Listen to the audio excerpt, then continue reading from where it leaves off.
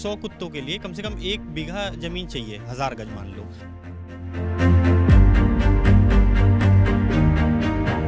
वफा का किस्सा जब भी किसी ने मुझे सुनाया, न जाने क्यों मुझे हर बार कुत्ता ही याद आया। जी हाँ, हम बात कर रहे हैं कुत्तों की, जो इंसानों के सबसे अच्छे दोस्त माने जाते हैं। नमस्कार, मैं जिया चौधरी और आप देख रहे हैं एबीपी गंगा। लेकिन कुत्तों के काटने और रेबीज से होने वाली मौतों को रोकने के लिए सुप्रीम कोर्ट का हाल ही में फैसला आया है, जिसमें सुप्रीम कोर्ट ने दिल्ली से लेकर नोएडा, गाजियाबाद समेत पूरे एनसीआर में कुत्तों को पकड़ने और उन्हें सुरक्षित स्थानों पर रखने का आदेश दिया है। इसके लिए सुप्रीम कोर्ट ने दिल्ली में एमसीडी और एनडीएमसी दोनों को ही आवारा कुत्तों को तुरंत शेल्टर होम्स में शिफ्ट करने का निर्देश दिया है। सुप्रीम कोर्ट ने कहा है कि सभी आवारा कुत्तों को तुरंत पकड़ना शुरू करें और उन्हें दूसरे इलाके में भेजें। सुप्रीम कोर्ट ने यह भी कहा है कि अगर कोई भी संगठन कुत्तों को जबरदस्ती पकड़ने में बाधा डालता है तो उसे सुप्रीम कोर्ट की ओर से कड़ी कार्रवाई का सामना करना पड़ेगा। लेकिन क्या इतने आवारा कुत्तों को संभालने के लिए शेल्टर होम्स हैं या तैयार हो रहे हैं?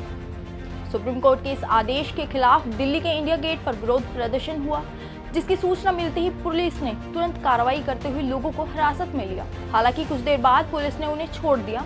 जिन लोगों को हिरासत में लिया गया था उन पर मुकदमा दर्ज कर लिया गया है और उनकी पहचान की जा रही है। सुप्रीम कोर्ट के इस आदेश के बाद मेनका गांधी ने कुत्तों को लेकर आंकड़े बताते हुए क्या कहा है, ये भी सुन लीजिए। अगर हम 3 लाख कुत्ते उठा लें और उनको पाउंड में डाल दें, चलिए कर लिया, आपने 15,000 करोड़ रुपए खर्चा किया, आपने 5 करोड़ रुपए हफ्ते में ना गरीबों को खिलाने के बजाय आपने कुत्तों को खिला दिया, आपने 1.5 लाख लोगों को नौकरी पर दे दी और तनख्वाह हम लोग चुकाएंगे। तो ये सब करने के बाद 48 घंटे के अंदर अंदर वो 3 लाख कुत्ते बाहर से आएंगे और दिल्ली भर जाएगी। बिकॉज जहाँ खाना है वहाँ जानवर है, वहाँ इंसान है, वहाँ चींटी है, और दिल्ली तो भरा हुआ है खाने के साथ। आइए आपको दिखाते हैं कि जो शेल्टर होम्स अभी फिलहाल में नोएडा में हैं, उनकी कैसी हालत है और कैसे डॉग्स वहां पर लाए जाते हैं। अब मान लीजिए, माननीय सुप्रीम कोर्ट ने बोला है कि दो महीने का टाइम पीरियड दिया है। अब दिल्ली का जो उन्होंने आंकड़ा दिया है वो 3 लाख डॉग्स का दिया है कि 3 लाख कुत्ते सड़क पे हैं।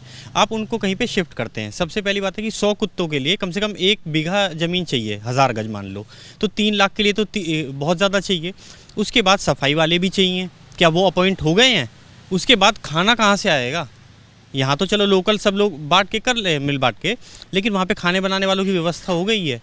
तो ये सब जो उनकी ज़रूरत, नीड है, बेसिक एक नीड है जिंदा रहने के लिए, जब वो ही तैयार नहीं है तो आप कैसे सोच सकते हो कि 2 महीने में सारे कुत्ते आप वहाँ पे शिफ्ट कर दोगे? और कल रात मैंने न्यूज़ में देखा था एक चैनल पे, जहाँ पे बोला गया था दिल्ली, नोएडा, गाजियाबाद। आप एक अप्रॉक्स एस्टिमेट ले लीजिए कि 3-3 लाख कुत्ते हो गए, ये 9 लाख हो गए। अब 9 लाख कुत्तों को आप कहाँ जा करके छोड़ेंगे? जब आप कह रहे हैं आबादी को उससे डर लगता है कि काट लेकर रेबीज हो जाएगा, यानी कि आप कहीं आबादी से दूर उसको लेके जाएंगे, तो कितना लैंड आप लोग इसको ऑक्यूपाइड करेंगे और वहाँ पे सारा बना पाएंगे? जानकारों की माने तो दिल्ली, गाजियाबाद, नोएडा में लाखों की संख्या में स्ट्रे डॉग्स हैं। ऐसे में एक जगह पर रखना, उनकी व्यवस्था करना नगर निगम और प्रशासन के लिए काफी चैलेंजिंग साबित होने वाला है, क्योंकि प्रशासन के लिए लाखों की संख्या में डॉग्स को संभालना बहुत मुश्किल हो जाएगा।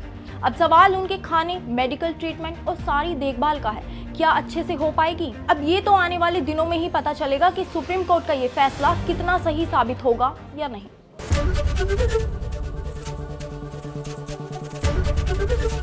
एबीपी गंगा, खबर आपकी, जुबान आपकी।